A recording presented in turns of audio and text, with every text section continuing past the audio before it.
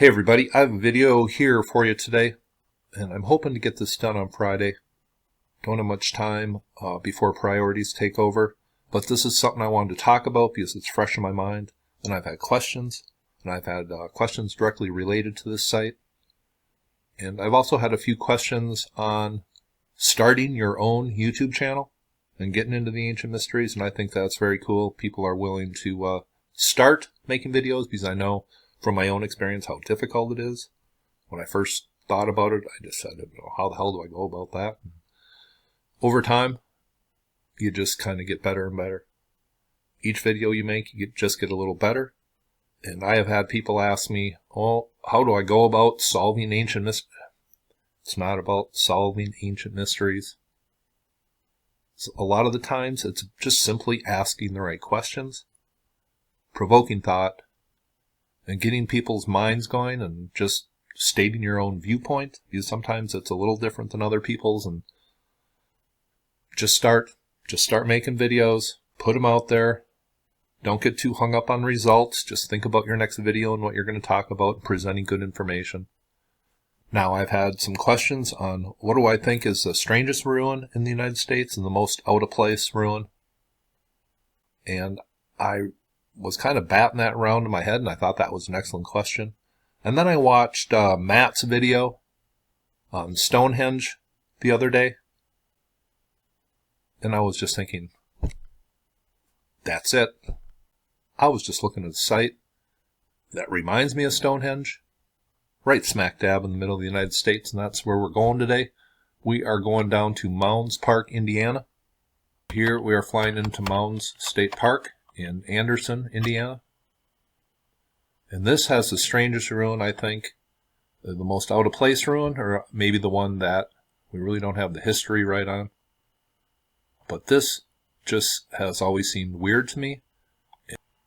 But we always think about the UK and places like Stonehenge when we think about henges. But let's just take a look at this place with the trees gone. Now, with the trees removed, you can see the henge perfectly. It's a giant henge, as big as a football field across. And this has an open lane, or a lane leading into it, just like the circle at Stonehenge. Now here is a look. I think this is in the Interpretation Center in the park. But here is that giant henge. And there was a central mound built up in the middle of this henge, and I'll talk about that in just a second. But this looks like Stonehenge, except we have stones here at Stonehenge, and there isn't like a central mound built up, but that's what that reminds me of, with that little lane coming out. And there are other mounds here. This is called Fiddleback Mound, and this is all but been taken out, eroded away. And there are smaller mounds right here. Here is a diagram of what the mounds look like. And the winter solstice sunrise comes up this way, goes over the center of the mound, and then goes over these smaller mounds up to the north and west. There are caves reported in the area, and I guess maybe some people went missing a long time ago in these caves, and they decided to dynamite them and seal them up for good. There was also the report, unverified by me, and if people want to look into this site, there's stuff to be found, trust me. I just didn't want to spend a whole lot of time on this video, but bring the important facts forward. There was large skeletons found down here, reports of them, and this is where this whole history gets real foggy. Now, the question I have, we associate a lot of these ancient ruins in the United States to the mound builders. And then we have places like Poverty Point and Watson Break that are 5,000 years old. And there is also henges near Newcastle, Indiana. I believe that is the town. The home of Steve Alford, I believe. Now here is a diagram of the nearby Newcastle Hen Site. And if somebody wants to go look on Google Earth for this and make a pic of that, I just didn't have time to do this. I'm concentrating on Mounds Park, but I just wanted to show you this diagram. these small henges with open alleyways. Are we missing something here? Is this another period of history from the Hopewell, the Adena, the mound builders, and all these names that we give to people we cannot identify? Is this a totally different chapter? That's what I'm wondering. That's the way it seems to me. And there was work done by Ball State University.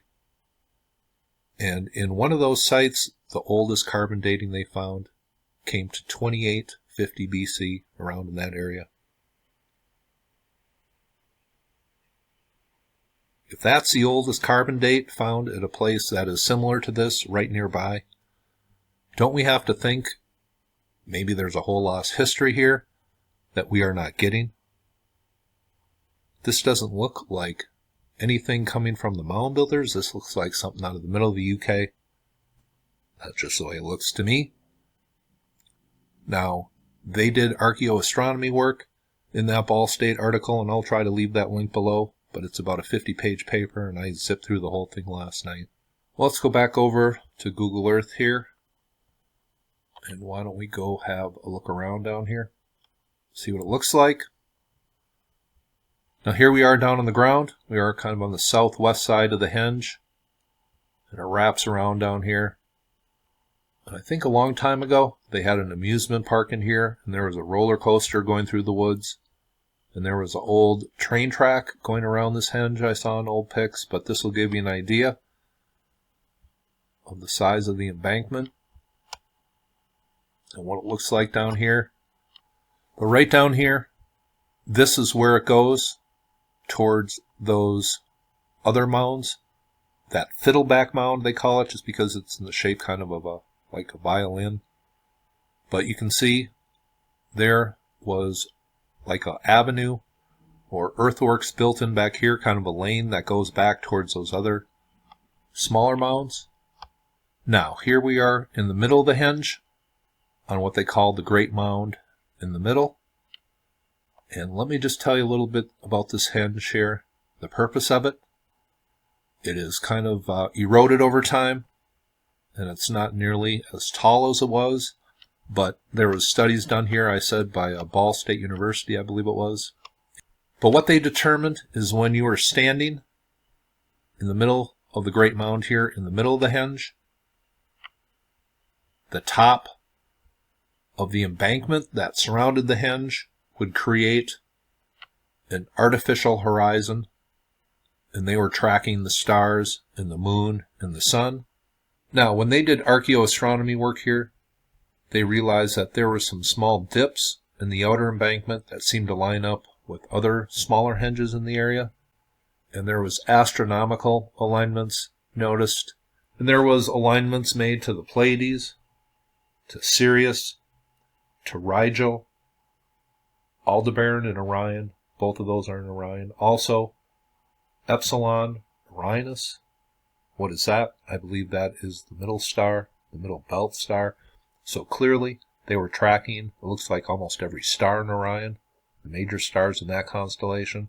But it seems they were tracking the moon, the sun, Venus, Sirius, and the stars of Orion. And they had the spring equinox marked by a small henge that's perfectly aligned with the center of the Great Mound and the spring equinox sunrise. Now here's another look at this diagram. Was there any ancient homes found in this site? Were there people living around here? No, this seemed to be all about a place of pilgrimage, just like what they say about Stonehenge. And right down here you see Serpent. What is that all about?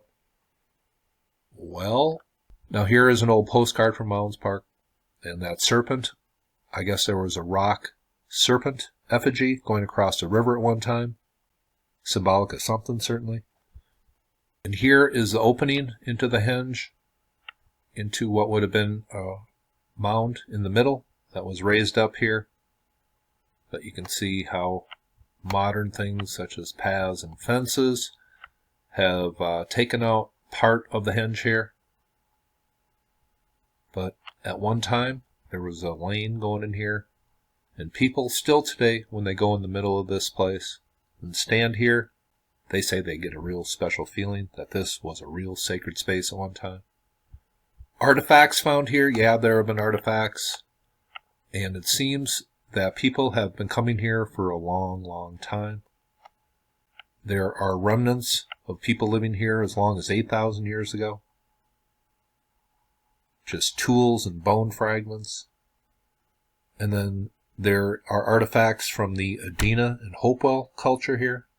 Like this was even a place of pilgrimage for them.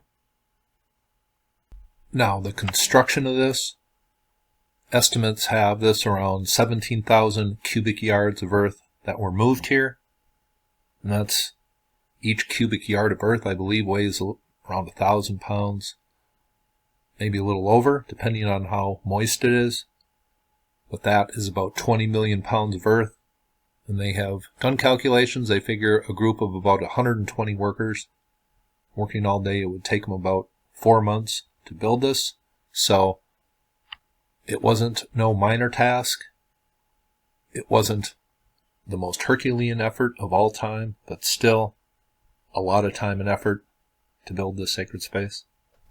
But they did some studies here, and they came to an age, I think, a couple thousand years old, that when posts were sunk in the bottom of this trench, and when they cleared away and got down to the actual bottom, they found a layer of clay, I think a couple layers of clay, a layer of white powder calcite, which I believe is just limestone burned and then water added to it.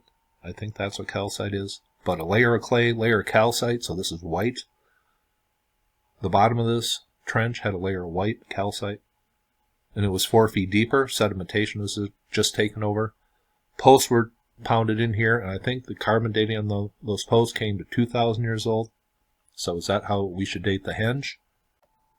And one thing they said in the Ball State article, those ancient post holes that were found at the bottom of the ditch, when they cleared away all the sedimentation from who knows how many years, well, those post holes never reached the very bottom of the trench.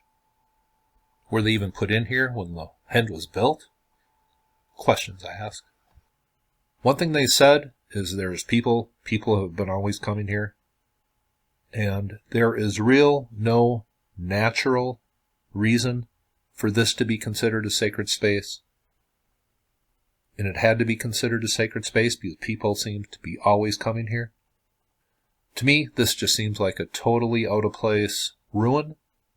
Now, we do have large circles coming from the Adena and Hopewell cultures, and I'm going to be talking about them in some of my next videos.